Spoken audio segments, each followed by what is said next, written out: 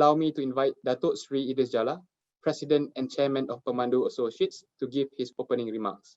The floor is yours, Dato Seri. Dato Seri, you're on mute. So I'm clear now. Thank you very much. We in PEMANDU believe in lifelong learning. And this brown bag sessions is really about wanting to give an opportunity to learn from the very best transformational leaders.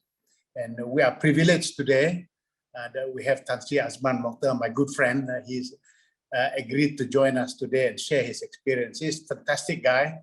He's a Renaissance man. And although the Prime Minister is the champion and the driving force behind the GLC transformation, I clearly would say that Dato Azman is the architect and the driving force behind the GLC transformation. We are really privileged to have him here today to share his experience, and hopefully we can learn so much from his sharing today.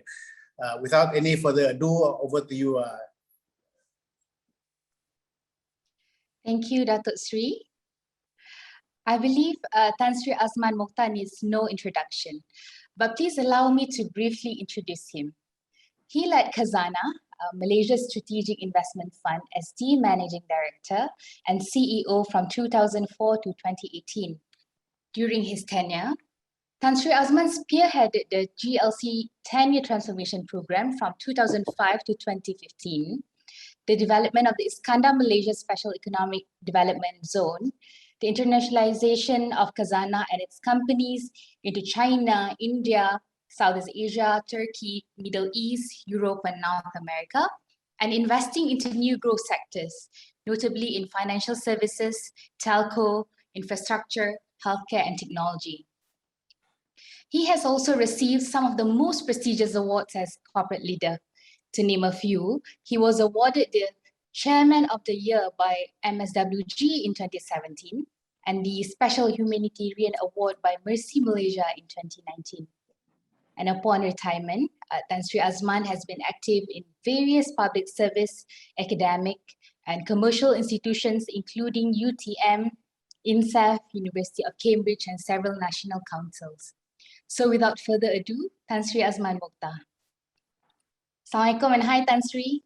Thank you for joining us today. How are you doing, Dato Seri? Waalaikumsalam warahmatullahi wabarakatuh. Thank you, Siti. Thank you to PEMANDU Associates. It's a great honor and pleasure to be with you this morning. A special thanks to my dear brother, Dato Seri Idris Jalla.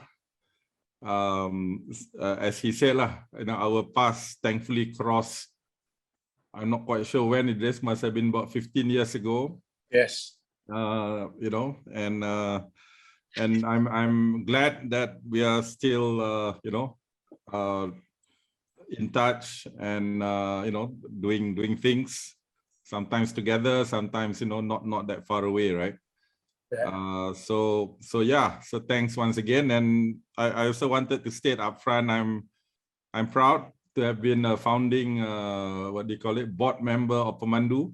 Correct. And PEMANDU itself grew out of this intersection between the market and the states, of which Khazanah was doing. But I think that's part of the story that hopefully we'll cover later this morning. Thank you. Yes, thank you, Dato Seri. For your info, Dato Seri, more than 500 people have signed up for the session, but currently people are starting to log in, and everyone is eager to hear from you. So I thought we would jump right into it, Dato Seri, if it's okay. Okay, Khazanah Nasional has grown to be a $40 billion fund between 2004 and 2018, Dato Seri, with the execution of many successful transformations for companies under Khazanah's portfolio like Axiata and CIMB. So to begin, could you share with us your journey and walk us through some of the lessons learned from the various transformation programs under your leadership, and share with us what have worked and probably what haven't? Right. Okay, this is going to be interactive, right, Siti? But I prepared some slides because I don't intend to make it very boring PowerPoint session, tapi maybe that's the most efficient way of running through, at least as a kind of a backdrop thought starter lah, yeah? Yeah, sure, Tan Sri. With permission. So I hope, can you see my screen? Yes. Okay, thank you for this cover actually.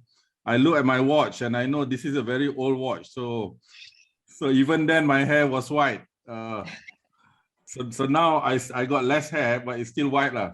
So the good news about having white hair, Idris, is that you got hair lah. So we should all be thankful, right? I thought it's a good place to start that we should not too late to wish Selamat Hari Malaysia, Idris. Yeah. And it's only a couple of days after our 58, right? 58 National or rather Malaysia Day. And that brings me actually to a couple of things. One was part of the job of running Khazanah was how do you go and achieve or try to achieve all these things, but yet to remain grounded, so to speak, right? Because, if you're really trying to serve and create value and serve the people. So me and my colleagues, we instituted a practice called Kembara Khazanah, whereby for 1 week, 1 working week in a year, so about 5-6 days, it was a requirement that we, starting from me, the CEO, had to go out to places we've never been before throughout the country in order to do the proverbial kick the tires lah, to check really what's going on the ground. So it may mean, for example, turning up at our companies like mystery shopper lah, so you would turn up at their counter service. Sometimes I would turn up at a power station. So we did this in my second half of my 14 years. So for about 7 years we did it. And for me it was one of the rules was you had to go only on public transport, right? And you had to be as incognito as possible, taking inspiration from those of us. We are Malaysians and we will know our history, right?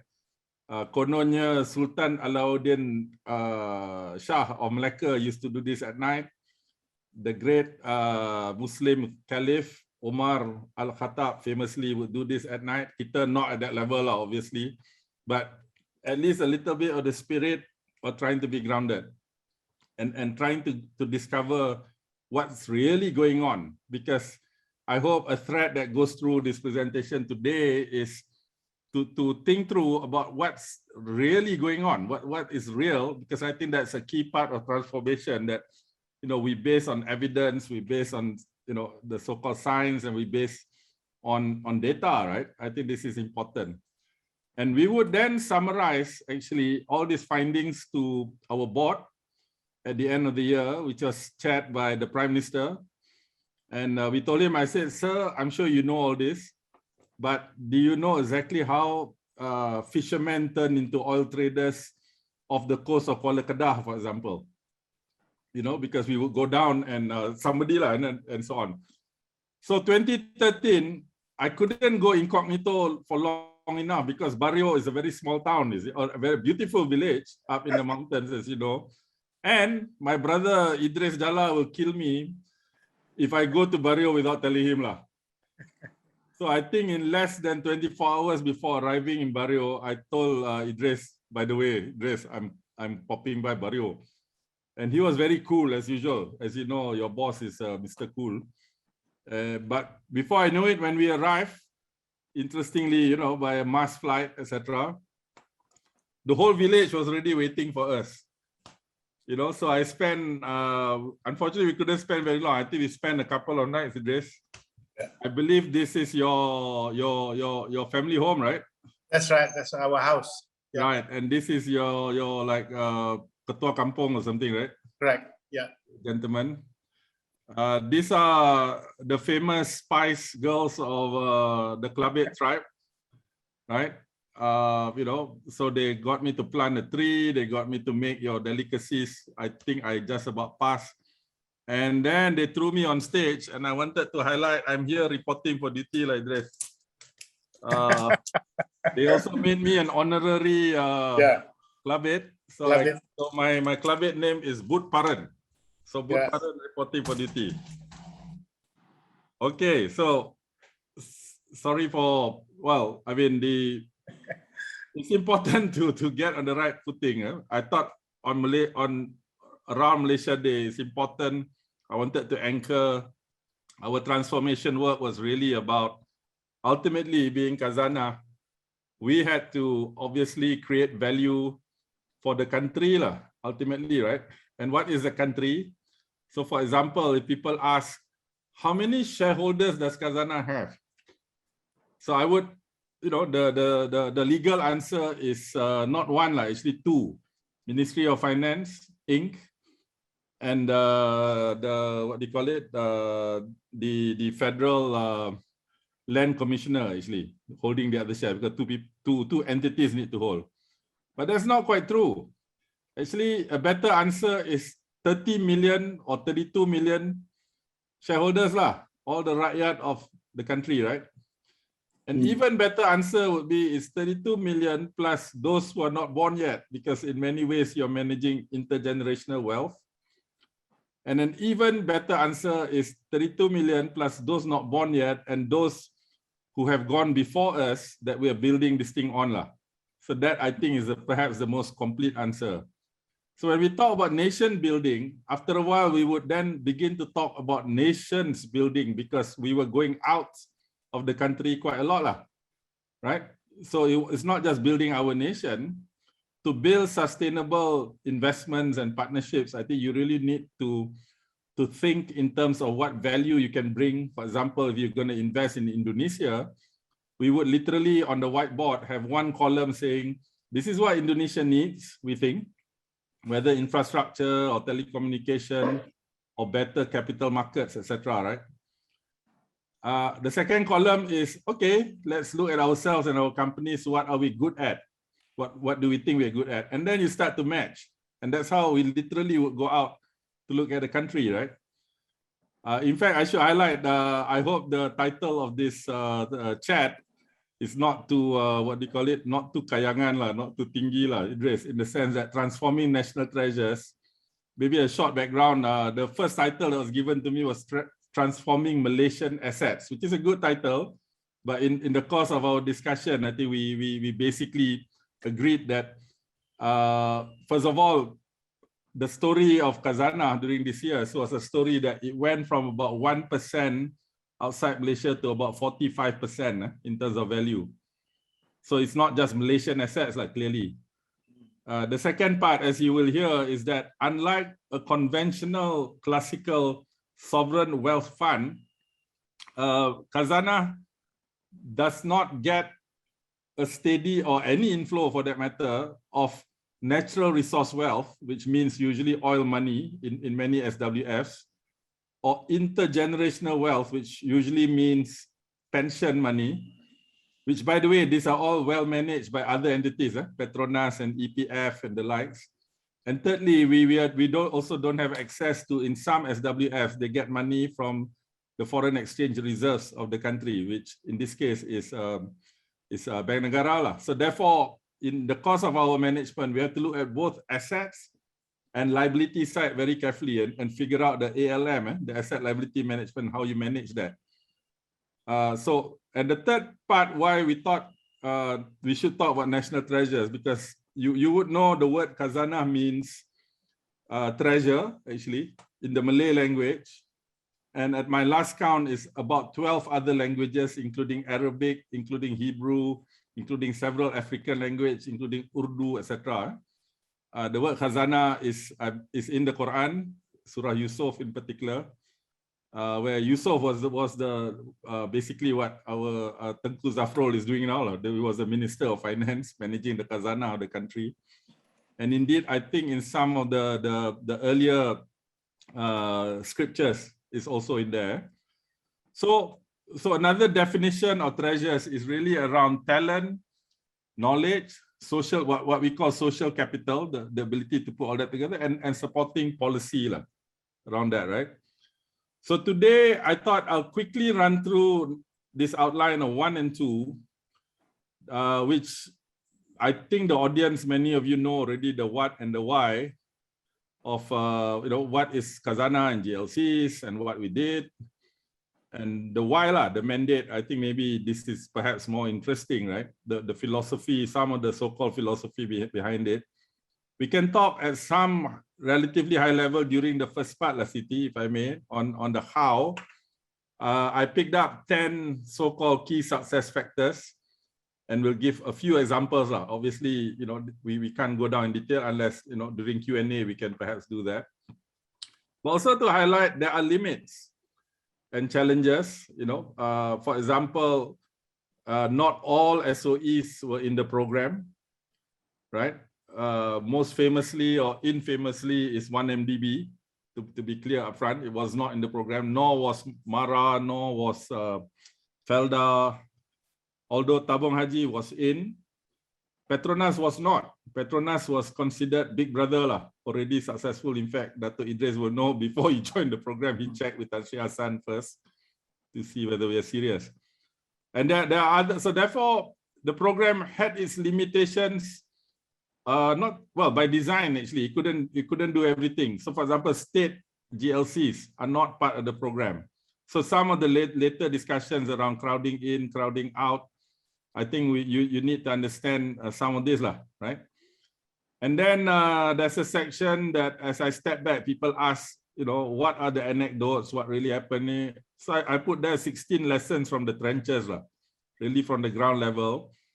I don't think we'll be able to go through all of them, but I'll try to put that in. So 1 and 2 is a core because that's a topic. But frankly, 1 and 2 is looking through the rear view mirror. It happened already. It's done. Move on. And indeed, many things have happened after I left, which is about 3 years ago.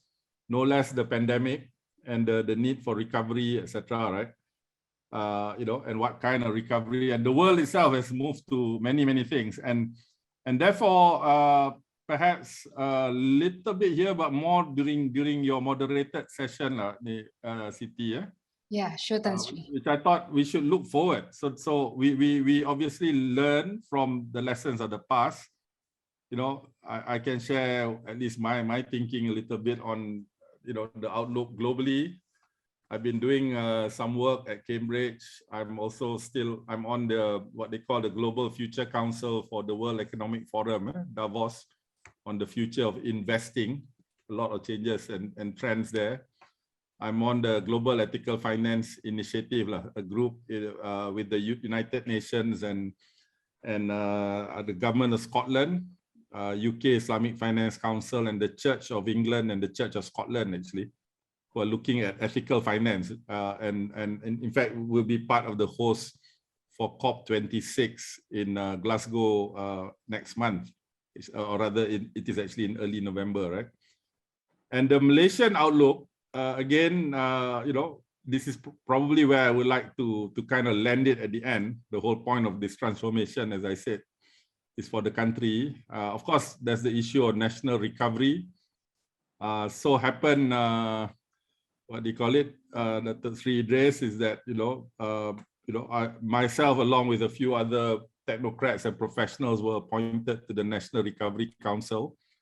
To be honest, we also wondering what was happening because of the changes in the politics. But in fact, just yesterday we got note, the council will start again, and this time actually, and that's good news. After the so-called MOU. I think it will be more on a bipartisan basis, which is, I think, what is required. We can talk a little bit about that. We can talk about national reset. I think Idris and I think one of our last webinar or rather chit-chat like this, Idris was with Dato Nazir Razak's Making Better Malaysia project, right? Which is a lot to do about resets. The shared prosperity or so-called Negara Makmur. Again, there's a lot there, but let's try and cover the role of the state. And Perkuko has been launched recently. And I wanted to also speak about what I call Kancilnomics. the fable of the clever, nimble, but small but clever Kancil, I think is a good metaphor for what we need to do in an era of when the elephants fight a lot, the big guys, right? China and India, and how we have to try and navigate and take advantage of that rather than making it something that hinders us. even after all that, if we have time, then there's some other stuff around, professional, personal journey, and so on. Okay, so that's the summary, guys. I'll quickly run through. Khazanah, you know what it is. As mentioned about that, I think we basically trebled the portfolio from 04 to 18. I think, timing was good. On the other hand, perhaps we made our own luck as well. We got lucky, but perhaps, to be fair, we also made our own luck and the transformation program was a big part of that. I need to highlight the context for the start of this program was 2004, but actually work had already started around 2002, 2003, even late 2001, although late 01, 20 years ago was basically 9/11, right? And, the Tan Sri, and at the outset, I must credit my boss, Tan Sri, and the person who recruited me, Tan Sri Noor Muhammad Yaakob.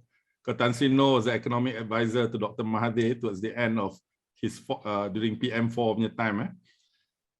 And the context was, this was about 4 or 5 years after the Asian financial crisis. So Siti and all of you, I don't know, perhaps you were in school at that time. This was a pretty major event, right? Pretty major shock to the system. And by the grace of God and a lot of good people doing a lot of good work, we got out of the crisis through very unconventional stuff, as you know, capital controls. We did the dana harta, dana modal, dana harta, dana modal very well, actually. The cost to the economy was exemplary, very low compared to, under more like 2-3%. Compared to Indonesia, like 15-20%, Korea, etc., etc. We did the banking consolidation from 56 to 9 or 10 banks. So we took advantage of a good crisis, gives you the opportunity to make big, fast results like this in your terminology, right? However, what we couldn't do as a country was corporate restructuring. There were still some very major, these are not small companies, these are very major companies which were like zombie companies. Renong, MRCB, Malaysia Airlines. So let's not forget, Renong punya debt on the system was 25 billion ringgit. At that time, I think it was something like close to 10% of the system punya loans. And so it was basically too big to fail, systemic risk. Secondly, you had companies like Malaysia Airlines. Let it not be forgotten that when the government took it over back in round about 01, 02, the gearing level was 700%, 7x. So Dato Idris tried, I tried. I think ultimately we couldn't succeed. I will talk about that later.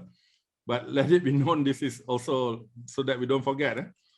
The likes of Terence Gomez and Professor Jomo wrote a book about the political economy. And at that time, the worry was about crony capitalism. So part of our job was to clean this up. And part of that story leads up to the, we'll bookend the late part of my career at Khazanah, right? Is also to do that. Because later we'll talk about the pendulum between the state and the markets. So remember that the issue of crowding in, crowding out, you need to take this in perspective that for me, actually, there's no right or wrong answer. It depends on the situation and finding the balance and so on, right?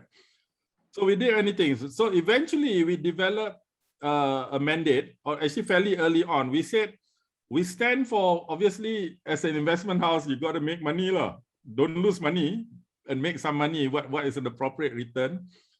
The 3.5x, actually for 14 years, average at about close to 10%. And if you take the stuff that we eventually, during my time, we put about 4 billion ringgit into what has become Yayasan Hasanah and other CSR activities. So you put that as a distribution, the total is actually about almost exactly 10% per annum, which I think is not bad.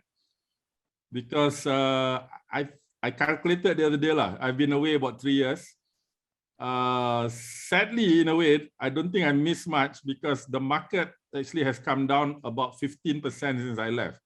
So during our time, we would raise Khazanah's returns 10% per annum, but this has been But of course, we also had to do other things around a more holistic version of value creation. So our tagline was building through value, which is delivering value through financial, economic, that's how we measure financial, economic, and societal returns. But we could also say we tried to build through values, in whatever we do, right? So in terms of integrity, teamwork, diligence, but also really touching properly the conception of value. Okay, I think for the record, Khazanah itself was not a very big organization in that sense. We only 480 people, but the investee companies about 200,000 it touched. Roughly about, at that time, about close to 160 billion of assets. And actually we created about 80 odd billion of gains in terms of a net. It went from 33 to 116. Okay, so this is the part about why we saw ourselves eventually, not us saying people were calling us a sovereign development fund because we delivered financial, strategic, and societal returns. And that's how we measured ourselves. The financial returns, I've covered that somewhat, but parallel to making sure Khazanah was doing well financially, as mentioned, that balance, because we had no money coming in, zero actually. In fact, there was one so-called capital injection over the years, but even that capital injection was eventually the government to keep back through an RCPS. So we had to do all that by making sure our liability side was under control, and this cover is basically how much assets over your liabilities. So we monitor these ratios carefully because we had to. But there was another program around GLC transformation, which we were required to look at about 20 companies, the so-called G20, representing a bigger universe of close to 60 companies that were listed, mostly listed. All the big names, all these names from the Tenagas and Telecoms and CIMB. But so those that were our companies, you can understand it's part of our job as a major shareholder. But we were required to do this also for the companies that we do not own. The Simdabis of the world, the Maybanks, these are very large, in many cases, successful companies. So this was quite a daunting task because the feeling is that it needed to go across. So thankfully, through discussion, we decided fairly early on when the word transformation was not so popular. Back in 2005, you don't really talk about transformation. So we came up through whatever, and we started the program. Actually, 2004 was about mobilizing the thing. In 2005, we launched this. In fact, Dato Idris will have an anecdote that he turned up at the opening. That was part of my, if I may address my charm offensive, trying to hypnotize Dato Idris. Why the hell would he leave a very successful and promising career at Shell to join us? I'm glad he did because we are certainly the better off for it. So, cut long story short, for about 20 years before that, these companies were underperforming quite badly, actually, by whatever indicators, your Tenagas, your Telecoms, that you look at it, or even CIMB, which had, commerce asset was in there, they had to take over, they took over Bank Bumi, etc., right? Plus companies that were, as I said, large zombie companies that we had to take over. So in other words, these companies were either really, underperforming or really in a very bad shape, right? So thankfully, we grew that almost 3 times. Net profit has gone up. It paid so much more dividends, which ultimately reaches the rakyat, either through EPF or through Amanah Saham or Tabung Haji and so on and so forth. And it paid so much taxes. And what's not shown here is that when these companies do well, they are also not a drain, because many strategic important companies to the country, they are not a drain on national coffers. So when MAS or Proton or whoever needed more money, they won't go to MOF, they will go to the likes of Khazanah, and we had to obviously have enough money, and sometimes it's difficult to restructure these sectors, which we'll talk about later. But that was part of the need. So the program was deemed a success in that regard, but we can discuss. There were limits, as I said, and there were challenges. How do you define strategic returns? This is quite dangerous because as many of you know, in the commercial world, when a project, they cannot justify it financially, they say, oh, this is strategic, right? This is what engineers and others will always say when something, drains on the financial resources, often is done in the name of strategy. So this is quite dangerous. So we try our best to define what is strategic in as quantitative as possible. Of course, it's not just quantitative. So for example, what about job creation? What about economic multipliers, right? What about, making inroads into a foreign market, for example? These are measurements that try to measure economic. What about technology acquisition? In fact, we used to be very extremely detailed about this, doing sector studies. Dato Idris will know the aviation multiplier, we calculated it right or wrong, is 12 times lah. That's what we calculated. So very difficult, but before we used it already, Idris used this to present to the cabinet lah. Very pandai lah. And got whatever he went out to get lah, which is great, good for him and for us at that time. So the creation of Iskandar Malaysia, for example. So if you talk about crowding out, an opposite of crowding out is crowding in lah. This was chicken and egg, right? Everybody was waiting for each other to move. In theory, the land in Iskandar, which by the way came with the Renong restructuring. So can you imagine?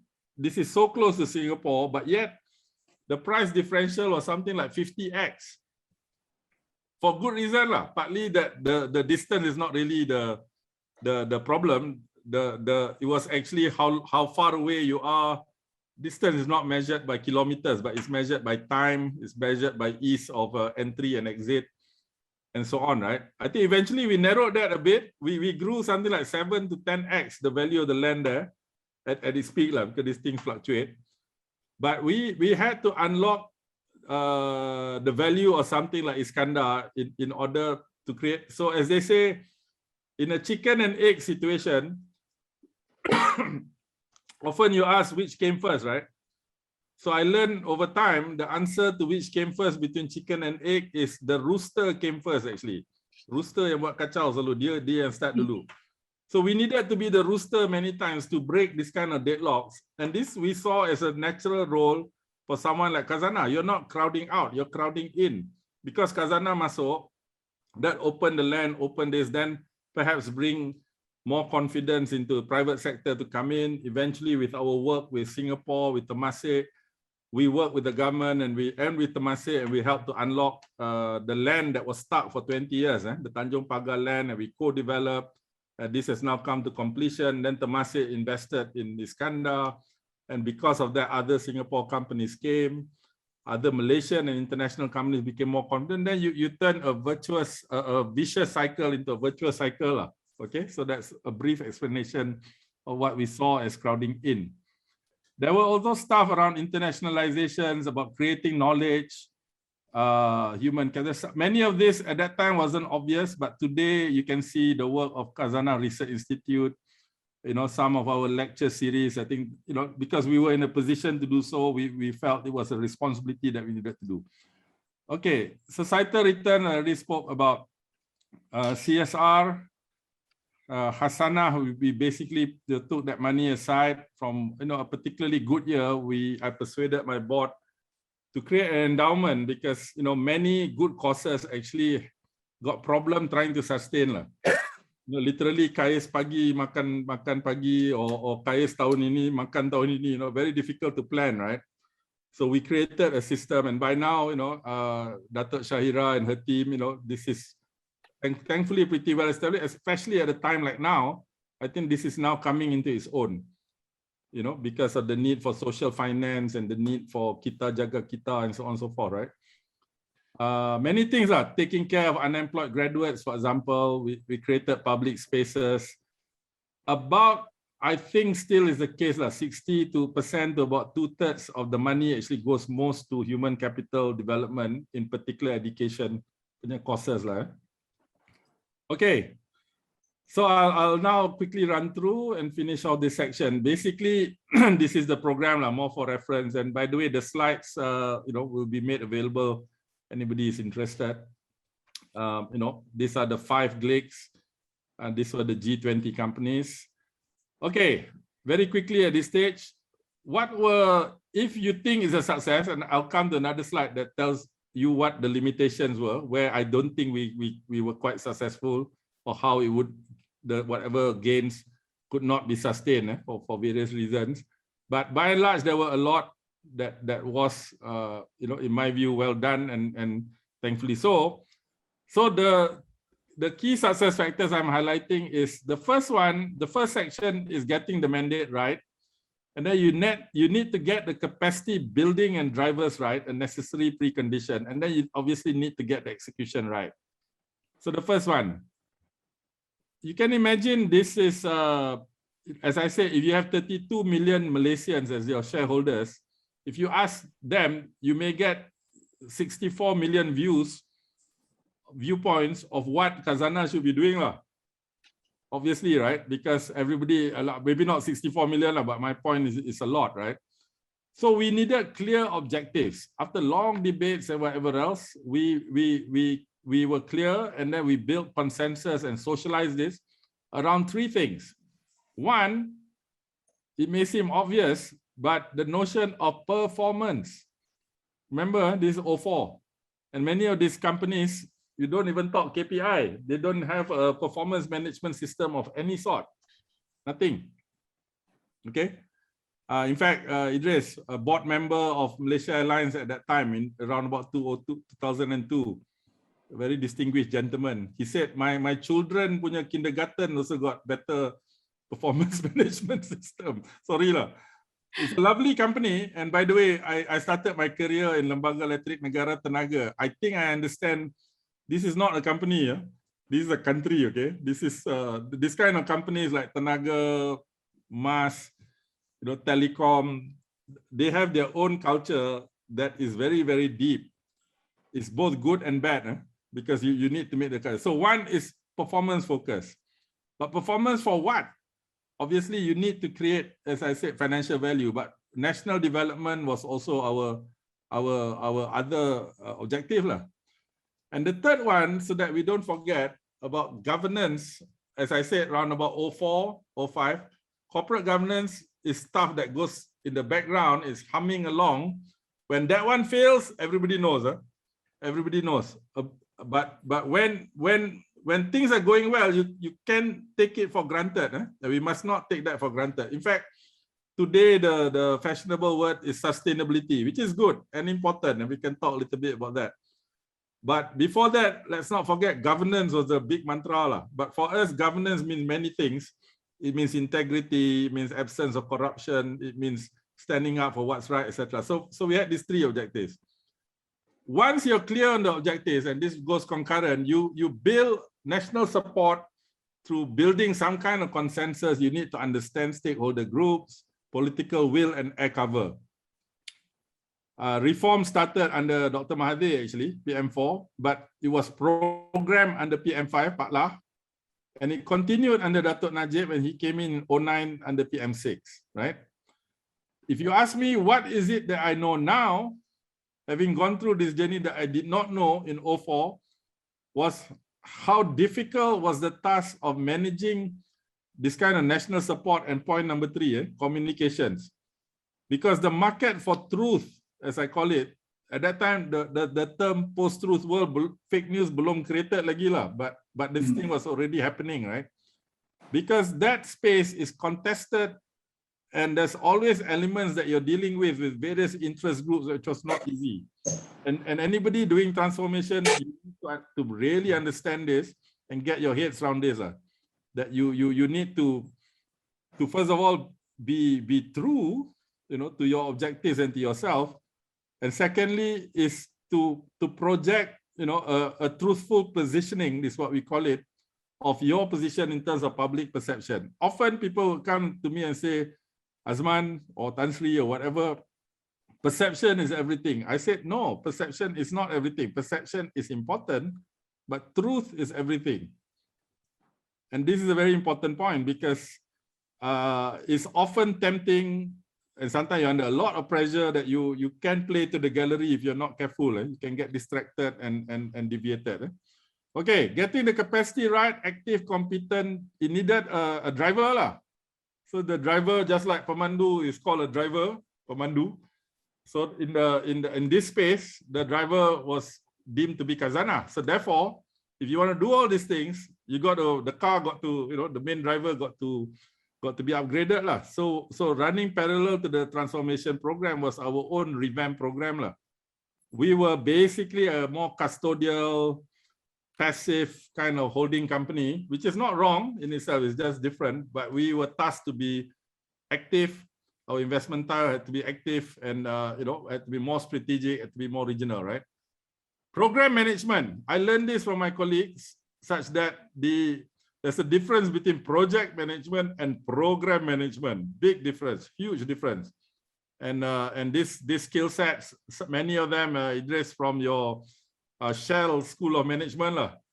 People like my brother Izani Ashari and others, I think, were part of this, who brought this robust program management approach, and many in there. So the lab methodology and so on. Talent and leadership, an obvious point, but we made big changes here actually. I think some of your previous and future speakers in this series, I'm sure, will be coming from this talent factory that grew out the GLC transformation. Number 7, execution. As the saying goes, you cannot boil the ocean lah, very difficult. And you can do instant Maggi mee, but instant Maggi mee may not be able to change many things, even though you do a lot of it. So maybe a metaphor is a bit like acupuncture lah. You got to figure out where the blockages are, and you do what I call transformation acupuncture lah. You target critical areas for improvement, because if you do that well, it will have an exponential impact on the whole program. Second, these things tend to lead to each other lah. They tend to get linked, right? So for example, if you improve governance, if you improve talent development, if you improve procurement, I think it will have an impact on integrity, etc., etc. So the famous or even infamous 10 rainbow-colored books were issued lah, which I think many of you know. Number 8, accountability by carrot and stick. And again, this one, I remember, Idris, your words. Put the feet to the fire lah. Remember? You used to say this. And this was the headline KPIs. For the first 6-8 months, we had all these beautiful PowerPoint slides and KPIs, etc. But you know, managers are quite clever lah. They figure out a way to skirt the system lah. You know, again, I mean, this is normal lah. In a way, it's normal. But this is an idea that we picked up looking at New Zealand, actually, their state-owned enterprise punya transformation. Every January, early January, they really put the feet to the fire. They said, okay, for this year, the water board has to achieve this. You know, 3, not too many, 3 or 4 key indicators lah, KPIs lah, right? Or the complaints bureau. They were mostly SOEs rather than listed companies, etc. Because New Zealand approach, you either go 100% you own or 0%, nothing in between. That's their approach. We were somewhere in between, right? So we had to navigate around Bursa Malaysia punya disclosure rules. But we came up with headline KPI. You know what? That's when the needle really started to move. So of course they tried to game. Example, you know, and I sat on some of these boards at that time. They said, why don't we have 2 sets of numbers? One we announced to the Bursa and to the world, and the other one, the tougher one, we actually put inside. I said, no, you have only one number. You have only one number. You cannot have 2 numbers or 3 numbers. Tak boleh. Okay, and that's when it started to move. Compensation is important. It's not everything, but we link performance to compensation, right? You know, and this is well known. And for at that time, this was fairly revolutionary. At that time, lah, it's fairly normal now in a way. 3-year performance contract. So the term execute lah kamu sebelum kamu di-executekan, quote unquote, began to come out lah. Our labor laws are not the easiest to do this kind of transformation, and perhaps for good reason, protection of workers. But you know, we certainly did that. Getting the sector right is actually those of us who do investment, if you do something called performance attribution, so after you make an investment, some work, some don't work, when it works, or you then try to attribute, is it due to you choosing the right sectors or the right geographies, or is it your skill in picking what they call stock picking, right? You will find a lot of the literature. I'm not entirely up to date, but I know this, because it's for a long time. More than half of your success or otherwise is actually choosing the right sectors to enter or the right geographies, or you could argue even the right asset class. I think so. This kind of strategic allocation in investment, very important. So in this case, getting the sectors right was and some may call it the profit pools of these sectors, right, is a big part of the story. More than half, I would say. So for example, even if you have a very good management team, and we had some really excellent teams, but in the wrong sectors, in the tough sectors, including aviation, by the way, it's not easy. Very, very tough. So we managed to change many, thankfully. In fact, I would say about 80%, 90%, but not all of it, right? But getting the sectors right means sector strategy, but it also means working with the government, regulation in particular, pricing, social policy, how do you maintain the balance, etc. How do you go regional and so on. And finally, a bit of an omnibus category, the use of levers of ownership, financing, and control. As I said, you need to have a combination of both market and state instrument. When do you list a company? When do you delist? For example, do you do partial or full asset sales, capital structure, etc. So there's a lot of M&A work. So these are the 10 things I highlighted. Tan Sri, apologies. If I may, Tan Sri, if we look at the previous slide, when you talk about the investment opportunities for and the need to identify the right sectors and companies, based on your experience, when you look at investment opportunities for the sectors and companies under Khazanah's portfolio, what do you think are the key ingredients to be a bet worth making, Tan Sri? Sure. Thank you. Well, the first thing you look at is obviously the so-called financial fundamentals. What are the revenue streams? What is the structure in terms of competition, in terms of regulation? Then, in the classical way, you work out, what is your revenue stream, what is your cost stream, and whether you can generate a positive cash flow. That's the usual first key, Siti. In a company like Khazanah, given our mandate, we needed a second key. Actually, we have to ask ourselves, what's the second key? Is this causing harm, for example? Now, this is big on ESG. Dulu, people don't talk too much about ESG, but we need to look, what does this mean in terms of environment? Number 3, you look at, within that, you look at, are others already doing it? So, for example, plantations.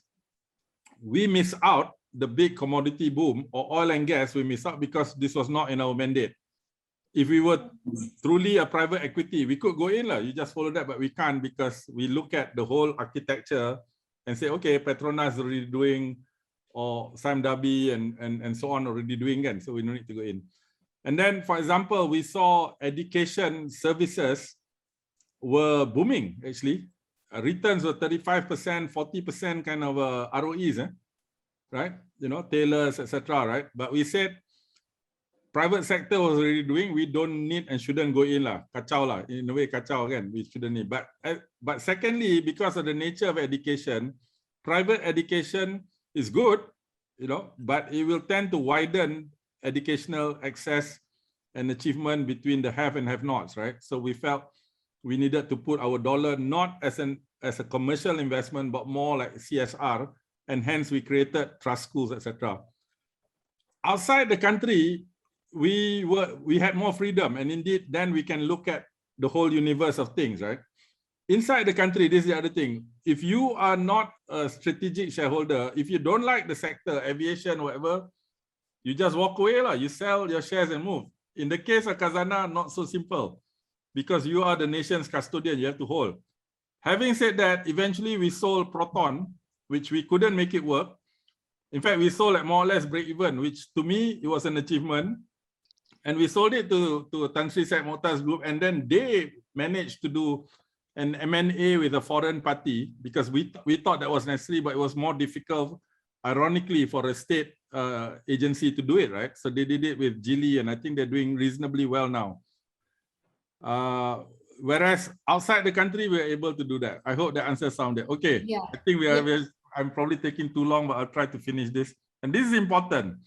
In the spirit of orang kata muhasabah, self-assessment, interestingly, at the point of our graduation, we issued 2 books, quite big. One is this manual, and the other is a book called Voices, a more kind of a human personal account story by 30 people, including, I think, Dato Idris is one of the 30 here.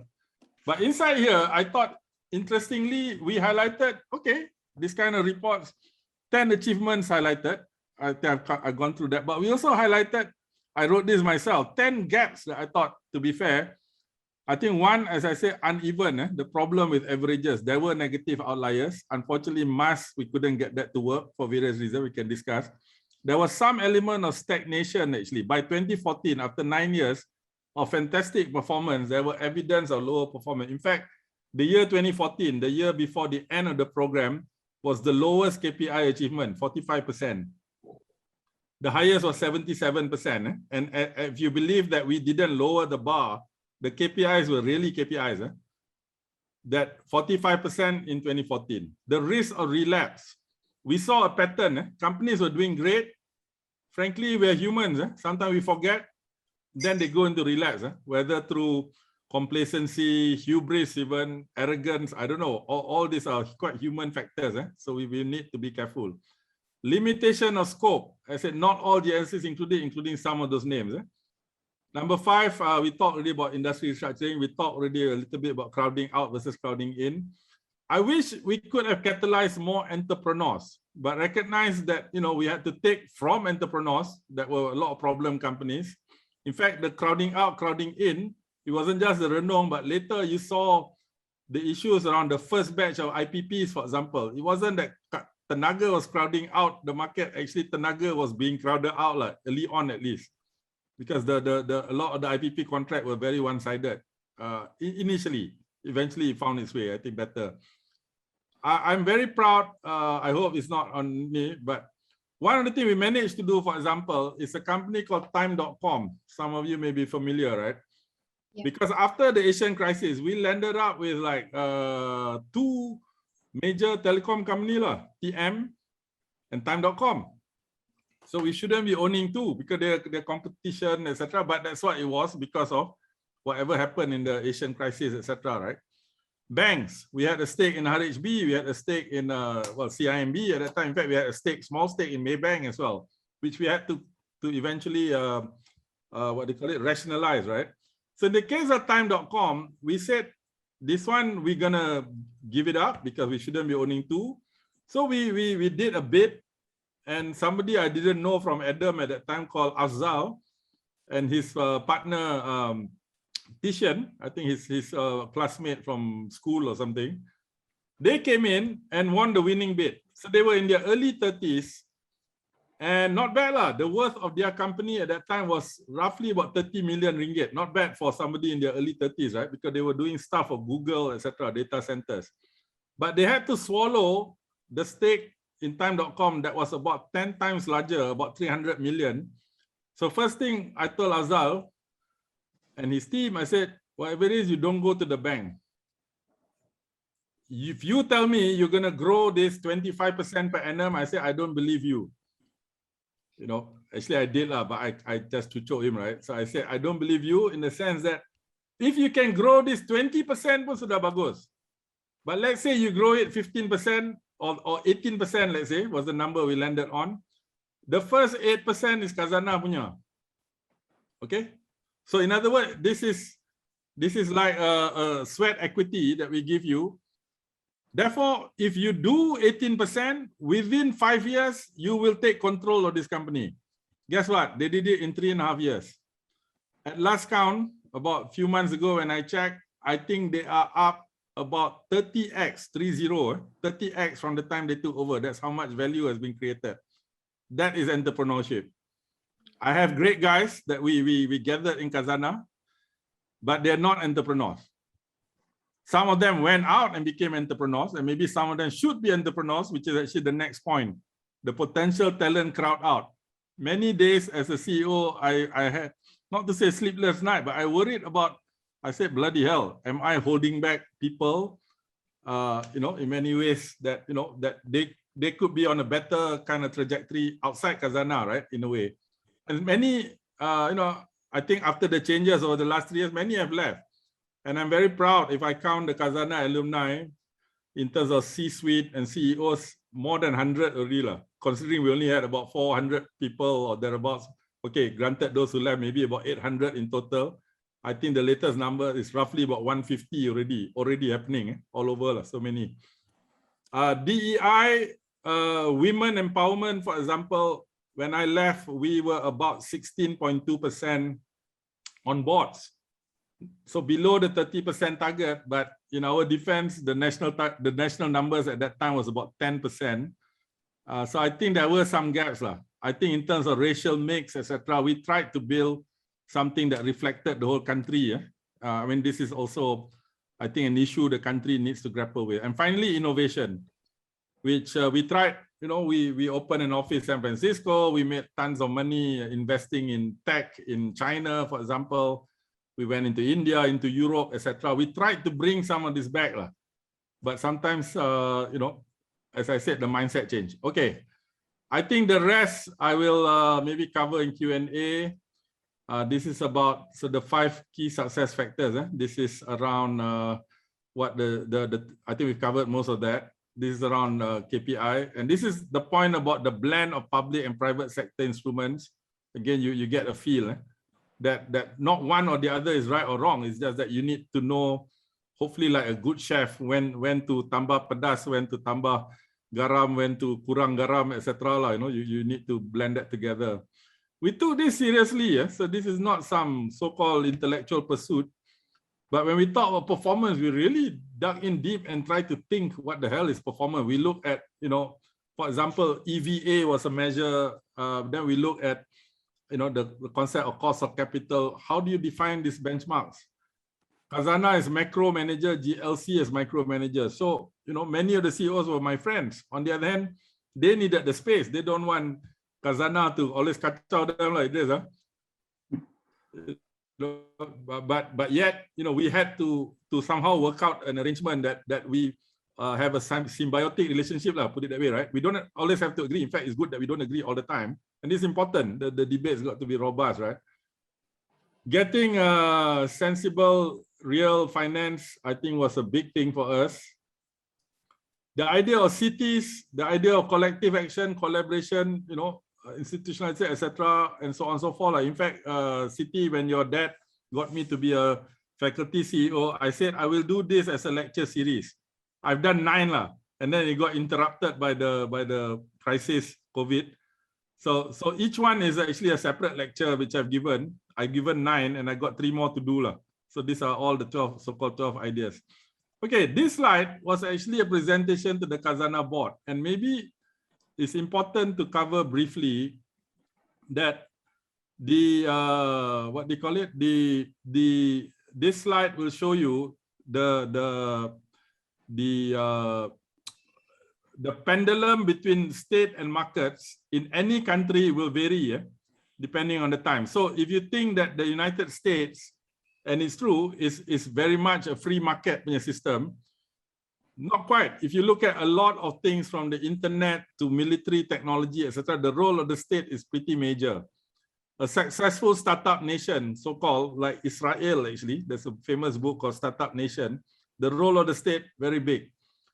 I'm glad to see one of the keynote speakers at the Khazanah Megatrends Forum early next month is Professor Mazzucato. Mariana Mazzucato is quite famous. She wrote a book, many books, but the latest one is called Mission-Based Economy. It's actually about the role of the state and how you blend this in. So in the case of Malaysia, we were very much market-based after, what do you call it, independence, the 69 riots, unfortunately. So then we went heavy to the state side. including the Dawn rate, the industrialization policy, ICA 76, NEP, etc. Right? 85 recession. Guess what? We move this way. Privatization.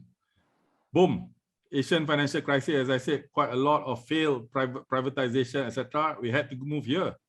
The crisis response. Then the restructuring. Then Khazanah came in. Yes, there's a role of the state, but I always felt my job was to try to find this right balance.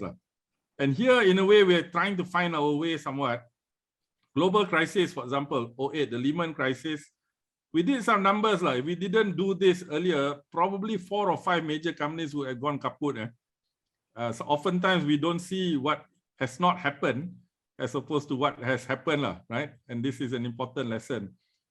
NEM, ETP, EPP, etc. This was PEMANDU did a lot of this work. And really, it was trying to make it more dynamic, while NEM itself talked about 8 structural reform initiatives, lest we forget. Not new. Then GE13, of course, happened, TN50 at the time, 1MDB, another big crisis, change of government, now COVID. So you can see this, and really understanding where you locate your transformation within this is key, which we will talk about a bit more. Okay, the 16 lessons I will cover later. So therefore, sorry if I took too long, but that's basically the Khazanah story over those 14 years. And I'll pass it back to you, Siti. Thank you. Thank you, Tan Sri. Many great points. And I would like to discuss some of the points that you've talked about further. As you've mentioned, there are critics that say that GLCs are overcrowding the private sector market. Like currently, GLCs own a significant stake in Bursa Malaysia. In your views, Tan Sri, how GLCs can ensure they balance out the role of development without crowding out the private sector? Right. Yeah, maybe a good starting point is the recently announced Perkukuh initiative by the government and Ministry of Finance in particular, right? I think something called Project Cembol. So this is the big report. And really, I thought it was good that it tried to be more precise in terms of not all GLCs or GLCs are the same. In fact, you can make the case that there are government-owned companies, for example, and whether government-linked or just PLCs. So one of the key points it made was that to distinguish between the ones that government really owns, of course on behalf of the people, things like Khazanah or even Co-op, and those that are actually owned by the pencarum, the depositors like EPF, PNB, Tabung Haji. And that's an important distinction, notwithstanding the government does have, I think, some local standby because they guarantee the capital portion of these funds. And in some cases like EPF, I think the number is about 2.5% return, right? So government has some local standby. So that distinction immediately tells you that the likes of EPF, etc., not to say national development is not important, it is, but their first task is to make sure the pension pot of the country and the 12 million pencarum is taken care of. I'm now a semi-pensioner. I don't want my pension fund, they take unnecessary risk, right? So I'm glad Dato Amir and team focus on doing that and so on. So that's one important point. The other, it also recognized the government part, the government has more leeway to look at that. They should be also playing a more developmental role, right? And what does developmental mean? It's a contested space, like you can define in many ways. But I mentioned when we talk about strategic economic, we talk about jobs, multipliers, blah, blah, blah. But with certain amount of financial discipline, perhaps you target a lower number in terms of return, right? But you also calculate your value creation in terms of those other things. So a return to this role, because the last 3 years after I left Khazanah, there was a move towards being more commercial, whatever that means. Notwithstanding, as I said, the market was down about 15% during this time, and probably a lot of the funds also were following the market again. So in other words, the commercial objectives may not have been met, but certainly the developmental objective is now back. And by the way, it's not just Malaysia. Joe Biden's 1.9 trillion program, you could You could call it a Perkuko program for America. That's what it is, right? His infrastructure plan, for example. And guess what? It's not just Joe Biden. FDR did this with his New Deal back in the, I think in the 70 years ago or thereabouts, right? When Boris Johnson talked about build back better and greener and all that, what is that? That's industrial policy in many ways, right? So I think thinking that through, but yet how do you crowd in rather than crowd out? Yes. For example, Saim Dabi, I know because Dato Hisham Hamdan joined us from Saim Dabi, my old friend. So Dabi, I think, sold close to 40 companies that were deemed non-core. People complain that GLCs have, for example, travel agents. Why should GLCs have travel agents? This one, you leave it to the private sector, etc. Okay? And many, whoever, but the likes of Tabung Haji, boleh lah, you should have, because that's your core business, right? So you get the principle. So I think doing that, there's many more examples. In fact, one of the antidote to that I thought was we should be going in collaboration and working with the private sector, right, and bring our respective strengths. Example, Malakoff and Tenaga. In Malaysia, Malakoff and Tenaga were basically competing. In fact, the relationship was not great. They went to court. They were suing each other because of IPP contracts, right? But thankfully, when we came in, and partly his personal friendships as well, Ahmad Johari, an old friend, so AJ, I said, AJ, hey, this one you be gaduh, this one banyak legacy issue, but let's go abroad. And we went with them and won a contract and did it very well, actually, the Shuaibah power plant, water and power plant in Saudi Arabia, for example. So that's one example. I think we did with Dato' Tong Kui Ong, and we did UM Sunrise as an example. I think MRCB did it with Tan Sri, I think an entrepreneur came in, kan? Good Lord, what, you know what I'm talking about. Sorry, apologies. Then, however, we tried to do one with Air Asia. That was a bridge too far lah. The country and the whatever couldn't take it or would not take it. There were regulatory issues, blah blah blah. So we felt that was another way is actually to try to come together. With the Sunway Group, for example, we were partners in developing Iskandar through Sunway Iskandar, and so there were many other examples that we thought, if we can bring that together. But by and large, I agree. Actually, we shouldn't crowd out. We should go out where the strength of the sovereign fund, outside Malaysia, I think can make inroads, and we did that in Indonesia, especially, but also in India and to a lesser extent China. And in the West, actually, we did that to spearhead stuff into building up essentially technology companies, a portfolio. Tan Sri, we have many questions coming in, and I think soon, in about 5 minutes, we need to open up to questions. Sure. But one last question, Tan Sri, before we move on to the next segment. You have highlighted in your presentation about the importance of having high-level champion or strong air cover, such as the support from the Prime Minister, basically to ensure the success of major transformations. How do you think we could adapt in an environment with less political stability? Yeah, I think very relevant question. In many ways, we were lucky, but I like to think adalah a little bit of element of making your own luck, right? So I mentioned Tan Sri Noor Muhammad Yaakob, who was extremely key. I think Tan Sri Noor has many qualities, as many of us who work under him will know. One of it was, he managed to create an atmosphere that we all could work. We could agree to disagree even. He allowed that, and which was important because that always attracts the best people. And yet he could link that to, his bosses, i.e. prime ministers at that time, right? So we carved that out. When Dato' Najib came in, some were wondering whether he would continue what Pak Las started, but he did. In fact, he'd probably double down on many things in terms of the regional and so on and so forth. So in the current environment, I think it's fair to say when in the first 46 years of our country, we had, I think, 4 prime ministers. and we've had 3 in the last 3 years, right?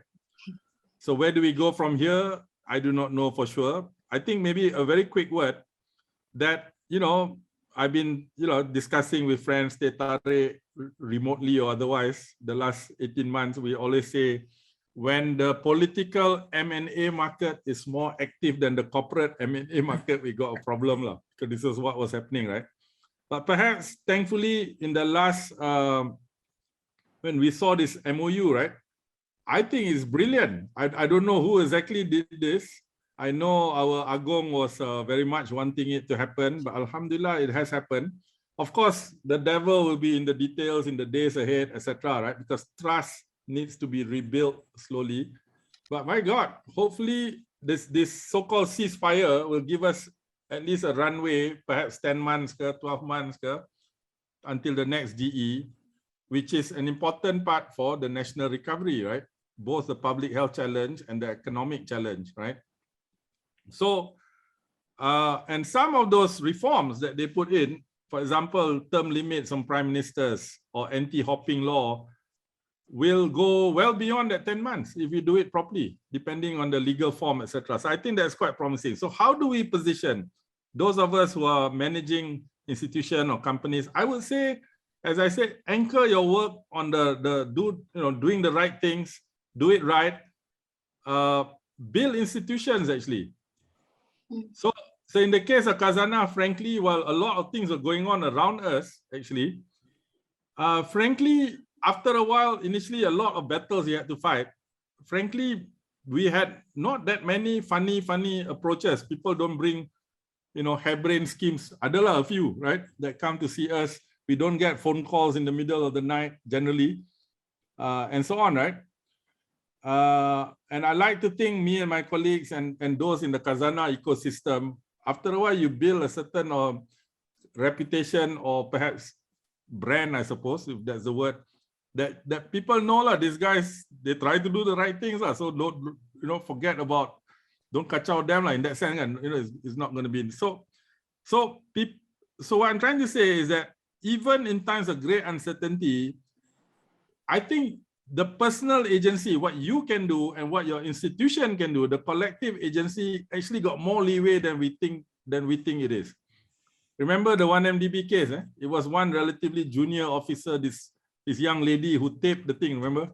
I don't know her. I don't know her from I don't know her, but I think it shows the power of what individuals can do. And I would certainly encourage that your generation, Siti, and others on the call, there's many things that you can do actually. In fact, one of my 16 lessons in there, from the trenches, is what we call the 5-minute rule. My colleagues or ex-colleague at Khazanah tahulah. The 5-minute rule basically states the only way to do this job is you have to be willing that you may lose your job in the next 5 minutes, or you resign in the next 5 minutes on a matter of principle. So in other words, before you leave, you got to die first. So don't worry about dying. Dying is normal. Everybody will die. Some point is how you die, right? And what is it that you die for? So remember that. I think whatever you do, and eventually, I think they will come around. Idris did this many times in Mas. I saw it firsthand, how he dealt with the politics. I learned from that too, by the way. And so I think my key message is actually, it's all within you. Jangan takut. Pandai, jadi macam kancil, but jangan takut. I think insyaAllah, both at the individual level and the collective level. If it still doesn't happen, it's okay. You move on, right? Because that is more important. I hope that answers. Thank you. Thank you so much. Thank you for the advice, Tan Sri. We have one last question for both you, Tan Sri, and for Dato Sri Idris, actually. So the question is, if you could travel safely anywhere in the world post this pandemic, where would it be? Tan Sri, if you could kindly answer first, where would you go? Especially knowing that you've gone to all these incredible places. We would like to know what is the plan next for you? Where would you want to travel? Well, if we both could take a flight tonight, I would like to invite Dato Sri Idris Jalla to take a flight, MAS flight to London, because tomorrow night my little team is playing his big team And one of my pleasures, Idris, after leaving Khazanah was apart from, you know, staying a lot in London and doing my fellowship at Cambridge and all that, was to have season tickets at our beautiful new stadium, at the Tottenham Hotspur Stadium lah. So of course, cannot compete lah. We got nice stadium, but Idris punya team got a lot of you know, other sources of income lah, put it that way. But jokes aside, I think some of you may know, one of the things I managed to do in my 3 years away after Khazanah was a long-held dream to travel around the world by train. So in 2019, I managed to do 77 days straight on 77 trains, as it turns out, to circumnavigate the world through 22 countries, about 65,000 kilometers. That's 1.6 times the radius of the Earth at the ground level. I managed to get from here to Los Angeles basically without flying. Unfortunately, I had to take a flight to cross the Pacific to New Zealand and then hop back via New Zealand, take trains all the way as much as I can. And frankly, I was planning, once you get this, you know, the travel bug, I was planning a trip from Morocco to Malacca, my hometown, to retrace the travels of Ibn Battuta, mostly by on land, land and sea. The problem is the world is now closed, so I was going to do that last year actually. So would you say that's the next trip afterwards? Yes, I'm planning. I'm seriously planning. I got a whole file on this, so hopefully I get a chance to do that. I don't know when the world reopens.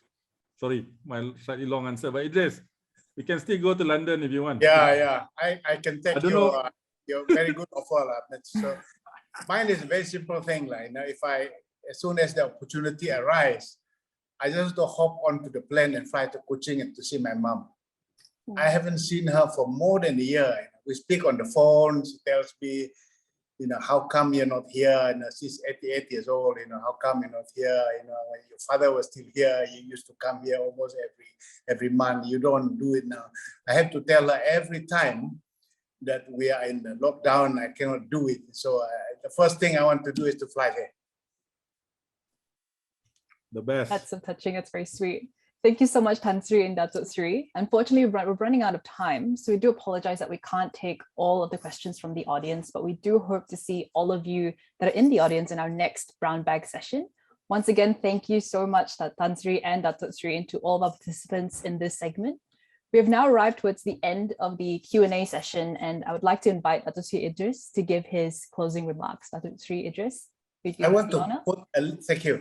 I want to put a bit quick summary on what my takeaway from countries, I would say, masterclass in philosophy of running a state-owned enterprise. You know, the first lesson learned is, he started by saying we all need to be grounded in whatever we do. But you have to be grounded in many things. But he also said that he didn't quite say it, but I observed in everything that he talked about, not only just be grounded, be a Renaissance man. Well-traveled, well-read, know many things, and really need to be a Renaissance man. So I think that's very important.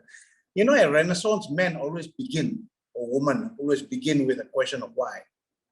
And that was second learning lesson for me, takeaway point was always defining the why of the business.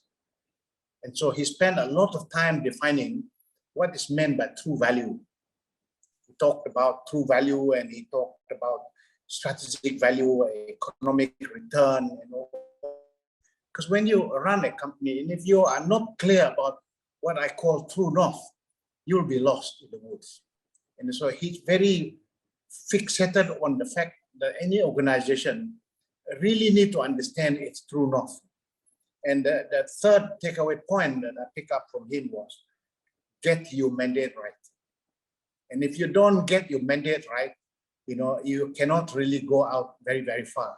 So, you know, getting your mandate from people who are the shareholders and folks like the Prime Minister, and getting the mandate right, the air cover that's needed, it's very important.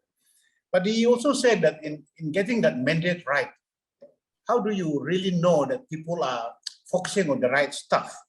You know, that's also part of the mandate, performance orientation. The fourth learning lesson I got from him was, get the capacity building right too. very robust performance and program management. He talked a lot about that. And the fifth learning lesson was get your execution right. And I was really enthralled by his analogy. He used the term called transformation acupuncture. And I do agree with that. You have to really pick the areas. You can't boil the ocean. You really, when you get into execution, you have to make the priorities right. You have to be very clear about where the focus are.